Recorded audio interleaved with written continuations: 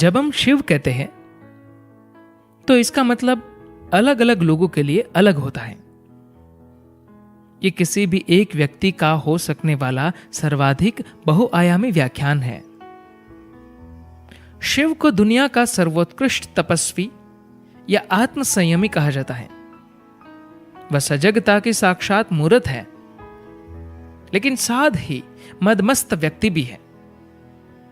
एक तरफ तो उन्हें सुंदरता की मूर्ति कहा जाता है, तो दूसरी ओर उनका औघड़ व डरावना रूप भी है।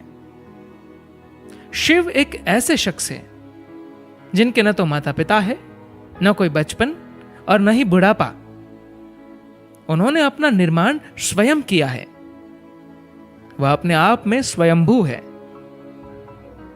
आपने कभी भी कहीं भी उनके माता पिता, परिवार, उनके बचपन और उनके जन्म के बारे में नहीं सुना होगा। दरअसल वह अजन्मा है। सिर्फ शिव। आपको इस शब्द की ताकत पता होनी चाहिए। ये सब सोचते हुए अब आप अपने तार्किक दिमाग में मत खो जाइए। क्या मैं शिव शब्द का उच्चारण करता हूं तो क्या मेरा धर्म परिवर्तन हो रहा है? ये सब फिजूल की बातें हैं। ये तो उन मानवीय सीमाओं से परे जाने का एक रास्ता है जिसमें इंसान अक्सर फंसा रह जाता है। जीवन की बहुत गहन समझ के साथ हम उस ध्वनि या शब्द तक पहुंचे हैं जिसे हम शिव कहते हैं। यदि आप में किसी चीज को ग्रहण करने की अच्छी क्षमता है तो सिर्फ एक उच्चारण आपके भीतर बहुत शक्तिशाली तरीके से विस्फोट कर सकता है। शिव का अर्थ और विज्ञान। शिव में शी ध्वनि का अर्थ मूल रूप से शक्ति या ऊर्जा होता है।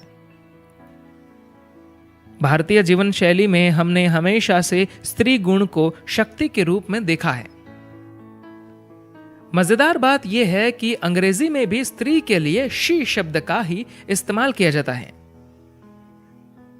लेकिन यदि आप सिर्फ शी का बहुत अधिक जाप करेंगे तो वह आपको असंतुलित कर देगा।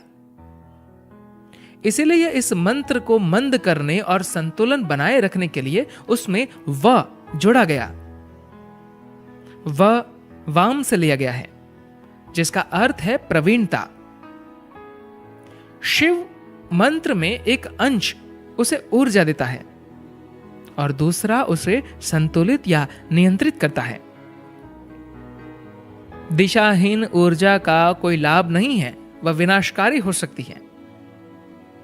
इसीलिए जब हम शिव कहते हैं तो हम ऊर्जा को एक खास तरीके से एक खास दिशा में ले जाने की बात करते हैं। शिव शब्द का वास्तविक अर्थ ही है जो नहीं है। जो नहीं है से आशय है जिसका अस्तित्व ही नहीं है। जिसका अस्तित्व ही नहीं है का आशय है रिक्तता या शून्यता। आकाश गंगाएं तो महज एक छोटी सी जगह है। सृष्टि का असल सार तत्व तो रिक्तता या कुछ न होने में है। इसी रिक्तता या कुछ न होने की गर्भ से ही तो सृष्टि का जन्म होता है। इस ब्रह्मांड के 99% हिस्से में यही रिक्तता छाई हुई है जिसे हम शिव के नाम से जानते हैं। शिव की तीसरी आंख का अर्थ। शिव का वर्णन हमेशा से त्रयंबक के रूप में किया जाता रहा है जिसकी 3 आंखें हैं। तीसरी आंख वह आंख है जिससे दर्शन होता है। आपकी 2 आंखें इंद्रिया है, ये मन को सभी तरह की अनर्गल चीजें पहुंचाती है, क्योंकि जो आप देखते हैं वह सत्य नहीं है। ये 2 आंखें सत्य को नहीं देख पाती है। इसीलिए यह तीसरी आंख एक गहरी भेदन शक्ति वाली आंख को खोलना होगा। शिव की तीसरी आंख इंद्रियों से परे है, जो जीवन के असली स्वरूप को देखती है। जीवन को वैसे देखती है जैसा कि यह है। तो अगर आपको अपने जीवन में स्पष्टता लाना है तो आपको अपनी तीसरी आंख खोलनी होगी। भारत में आध्यात्मिक प्रकृति की बात करें तो हर किसी का एक ही लक्ष्य रहा है, मुक्ति। आज भी हर व्यक्ति मुक्ति शब्द का अर्थ जानता है। कभी सोचा है ऐसा क्यों है? दरअसल इस शब्द में आध्यात्मिक विकास और मानवीय चेतना को आकार देने का काम सबसे ज्यादा एक ही शख्सियत के कारण है। जानते हैं कौन है वह? वह है शिव।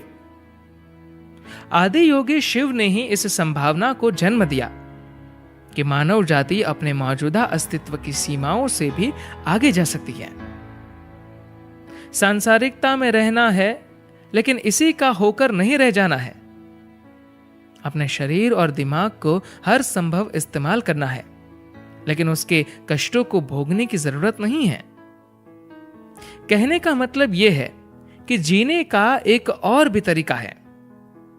हमारे यहां यौगिक संस्कृति में शिव को ईश्वर के तौर पर नहीं पूजा जाता है। इस संस्कृति में शिव को आदि योगी माना जाता है।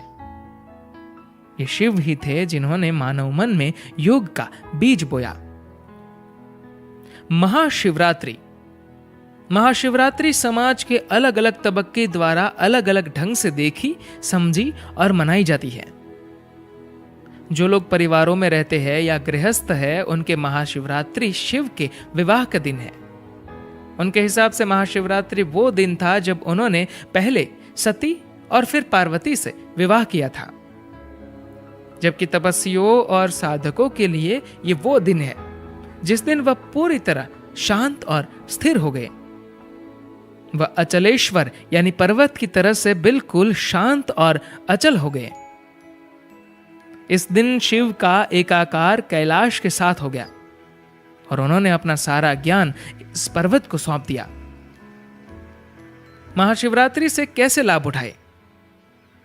तो वे सारे लोग जो अपनी मौजूदा स्थिति से थोड़ा और ज्यादा पाने की आकांक्षा रखते हैं, उनके लिए शिवरात्रि खासी अहमियत रखती है। उसमें भी महाशिवरात्रि खासतौर पर विशेष महत्व रखती है। यौगिक परंपरा में महीने का 14वां दिन यानी शिवरात्रि साधना का दिन माना गया है। अध्यात्म मार्ग पर चलने वाले लोग इस दिन का इस्तेमाल एक महत्वपूर्ण अवसर के तौर पर करते हैं। महाशिवरात्रि वो रात मानी जाती थी जब साल में कम से कम एक बार पूरी आबादी इस मौके का फायदा अपनी उच्चतर संभावनाओं को पाने के लिए उठाया करती थी।